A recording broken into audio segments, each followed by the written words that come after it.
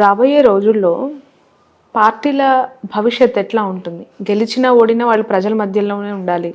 గెలిచిన పార్టీ ఎట్లాగో అధికారంలో కూర్చుంటుంది, ప్రజలకి పాలన అందిస్తానంటుంది. బట్ భవితవ్యం, ఆ పార్టీ యొక్క డ్రైవ్ నెక్స్ట్ 5 yearsకి మీరు అంటున్నారు 3.5 years ఉండొచ్చు అంటున్నారు. అటు టీడీపీ పరిస్థితి, నెక్స్ట్ చంద్రబాబు నాయుడు గారు ఏజ్ అవుతోంది, ఆయనకి అనేక హెల్త్ ఇష్యూస్ అని చెప్తున్నారు కదా. Who will be the next leader for TDP అంటే ఏం చెప్తారు? As well YCP. సమీప భవిష్యత్తులో తెలుగుదేశం పార్టీకి సంబంధించిన ఆవిర్భావ దినోత్సవం ఆ లగ్నాన్ని తీసుకుంటే వారికి సంబంధించినటువంటి ఆ పార్టీకి 4 దశాబ్దాల యొక్క చరిత్ర, 40 సంవత్సరాల యొక్క చరిత్ర ఉంది. నేను ఇప్పుడు చెప్తున్నాను, అప్పుడు చెప్తున్నాను, రాబోయేటువంటి 3-4 సంవత్సరాల్లో తెలుగుదేశం పార్టీకి సంబంధించిన జెండా లేదా అజెండాలో సమూలమైనటువంటి మార్పులు ఏవైనా ఖచ్చితంగా జరగబోతున్నాయి. అంటే అధ్యక్షుడు మారచ్చు, ఆ పార్టీకి సంబంధించిన సిద్ధాంతాలు మారచ్చు, లేదా ఏదైనా పెద్ద పార్టీతో సమన్వయమై ఇది ప్రయాణం చేసేటువంటి అవకాశాలు వచ్చేటట్టుగా మనం చూడొచ్చు.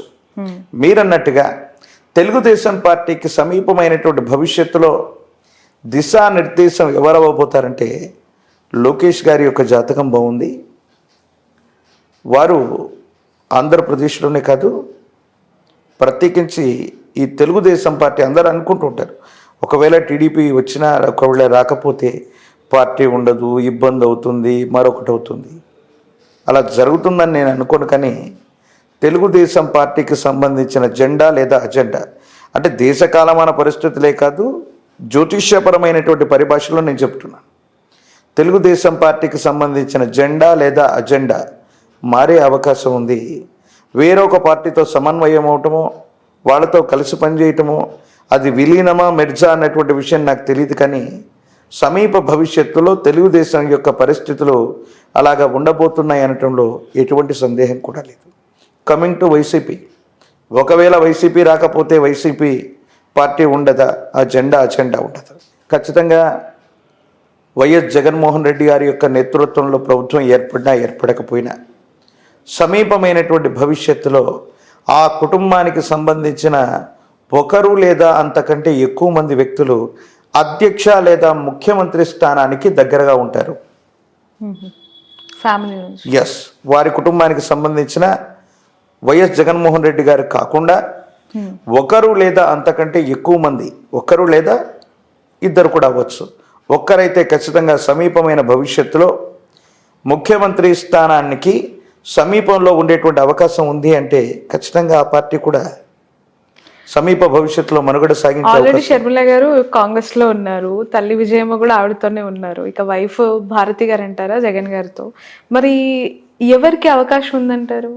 వారి కుటుంబంలో వైఎస్ జగన్ గారికి 2 అమ్మాయిలే. వైఎస్ జగన్మోహన్ రెడ్డి గారికి హర్ష, వర్ష 2 అమ్మాయిలే అనుకుంటాను, నాకు తెలిసి అబ్బాయి లేరు.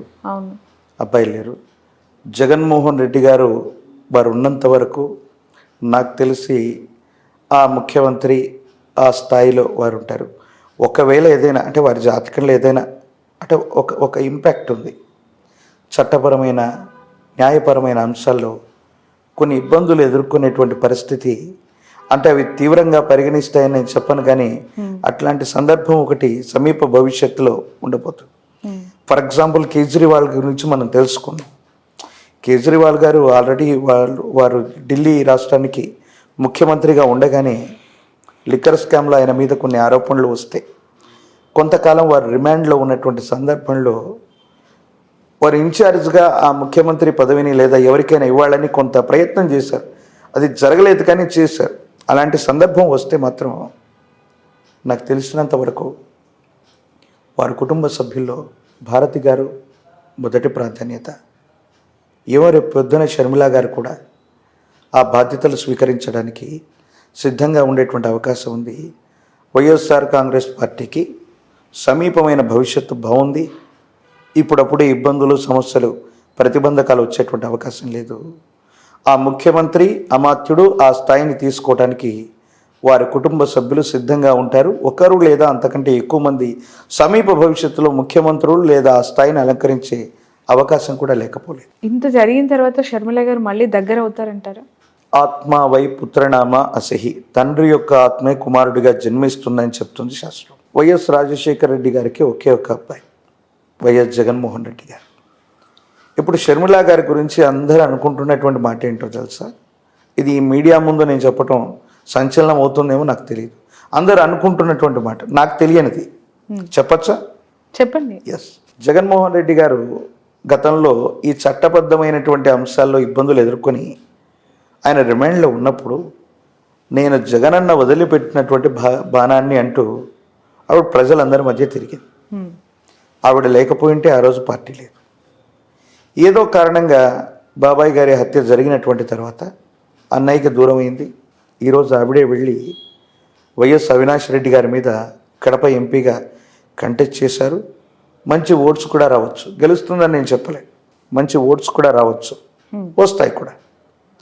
అందరూ అనుకుంటున్నటువంటిది ఏంటంటే వైఎస్ షర్మిల గారు కనుక సునీత గారితో లేకపోయి ఉంటే సునీత గారు తెలుగుదేశాన్ని ప్రత్యక్షంగా ఏమైనా సపోర్ట్ చేసి ఉండేవాళ్ళేమో. ఓకే, ఆ సందర్భంలో జగన్మోహన్ రెడ్డి గారికి విపరీతమైనటువంటి ఇబ్బంది ఎదుర్కొనేటువంటి పరిస్థితి. షర్మిల గారు ఏ ప్రణాళికతో అక్కడికి వెళ్ళారో సునీత గారిని తెలుగుదేశం పక్షం వైపు కాకుండా కాంగ్రెస్ వైపుగా మళ్లించారు.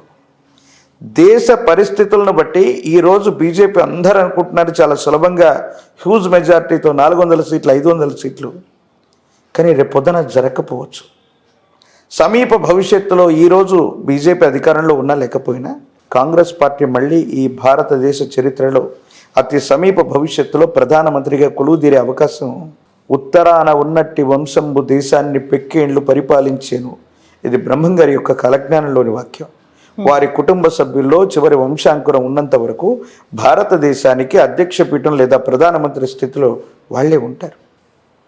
రేపు పొద్దున షర్మిల గారు సెంట్రల్లో ఉన్నటువంటి కాంగ్రెస్ పార్టీతో సత్సంబంధాలు ఏర్పడ్డటువంటి తర్వాత అన్నయ్యకి ఏదైనా ఆపదొస్తే సహాయం చేయదా? అటువంటి ఇబ్బందికరమైనటువంటి పరిస్థితులు వస్తే ఒకవేళ బీజేపీని కూడా కాకుండా కాంగ్రెస్ పార్టీని కూడా వైసీపీ సపోర్ట్ చేసే అవకాశం కూడా భవిష్యత్తులో లేకపోదు కదా. రాజకీయాల్లో శాశ్వతమైనటువంటి శత్రువులు, శాశ్వతమైనటువంటి మిత్రులు ఎవరు ఉండరు అనడానికి ఇదొక పరాకాష్ట. ఇలాంటి సంఘటనే అంబానీ గారి విషయంలో వైఎస్ రాజశేఖర రెడ్డి గారు ఉన్నప్పుడు ఒక గ్యాస్ ఇండస్ట్రీకి సంబంధించి గ్యాస్ లైన్కి సంబంధించినటువంటి ఒక విషయంలో వాళ్ళిద్దరి మధ్య తీవ్రమైనటువంటి వాగ్వాదం జరిగిందనో తేడాలు వచ్చాయని మనం చెప్పుకున్నాం. మరి వైఎస్ జగన్మోహన్ రెడ్డి గారు ఇదే ఆంధ్రప్రదేశ్ నుంచి వారికి సంబంధించిన అత్యంత సన్నిహితుడైనటువంటి వ్యక్తిని రాజ్యసభకు పంపించిన దాఖలాలు కూడా మనం చూస్తున్నాం. కాబట్టి శత్రువులుగా భావించేటువంటి వ్యక్తులు బయట వాళ్ళ మధ్య ఈ విధమైన కోఆర్డినేషన్ ఉన్నప్పుడు సొంత కుటుంబంలో అన్నా చెల్లెళ్ళుగా ఉన్నటువంటి వీళ్ళిద్దరి మధ్య కూడా సమీప భవిష్యత్తులో మళ్ళీ మైత్రి కుదరచ్చు, మళ్ళీ కలిసి ప్రయాణం చేయొచ్చు.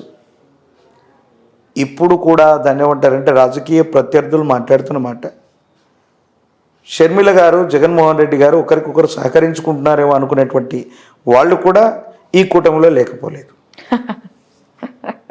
సో సునీత గారు బయటకు వచ్చి జగన్మోహన్ రెడ్డి గారి మీద వారి మీద నిజంగా ఒక ఆడబిడ్డ, మన ఇంటికి సంబంధించిన ఆడబిడ్డ కన్నీళ్లు కార్చటం, జనాల మధ్యలోకి వెళ్ళి న్యాయం చేయమని అడగటం, ఇవన్నీ కూడా కొంచెం ఆయన విజయాన్ని ఖచ్చితంగా కాంప్లికేటెడ్ చేస్తాయి. సులభంగా గెలవవలసిన పరిస్థితి నుండి గెలుస్తామో లేదో అన్నటువంటి పరిస్థితికి రావడానికి there is a main factor వారి యొక్క సహోదరులే కారణం. అది సునీత గారు అవ్వచ్చు. వైఎస్ షర్మిల గారు గనక అడ్డుపడకపోతే, సునీత గారు గనక పొరపాటున తెలుగుదేశం పార్టీ నుంచి పులివెందల నుంచి ఎమ్మెల్యేగా కంటెస్ట్ చేసి ఉంటే పరిస్థితులు మరో విధంగా ఉండేవి, చాలా ఇబ్బందికరమైనటువంటి పరిస్థితుల్లోకి వెళ్ళిపోయేవి. కానీ దేశకాలమాన పరిస్థితులే కాదు, జ్యోతిష్య శాస్త్ర ప్రకారంగా ఎవరి జాతకంలో ఉన్న గ్రహగతులు మనల్ని అట్లా నడిపిస్తూ ఉంటాయి, అంతే. Okay, right. Thank you so much అండి కృష్ణమాచారి గారు. మరొక ఎపిసోడ్తో కలుద్దాం.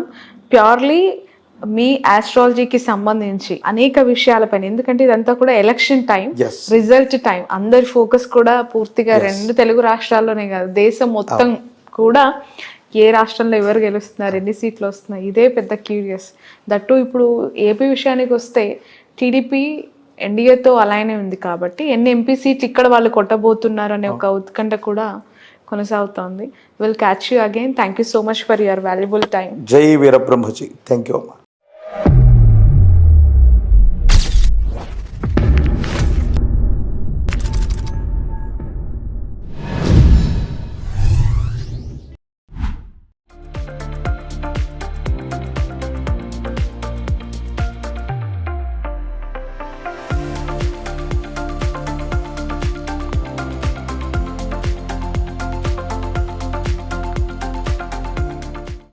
డాక్టర్స్ డే స్పెషల్ కుటుంబ సభ్యుల మెడిసిన్ పై 50% తగ్గింపు. డాక్టర్ కన్సల్టేషన్ ఉచితం. డైట్ మరియు ఎక్సర్సైజ్ చార్ట్, ఇమ్యూనిటీ బూస్టర్ మరియు ఫ్రీ కౌన్సిలింగ్. అన్ని రకాల అనారోగ్య సమస్యలకు మెడినైన్ తో పరిష్కారం.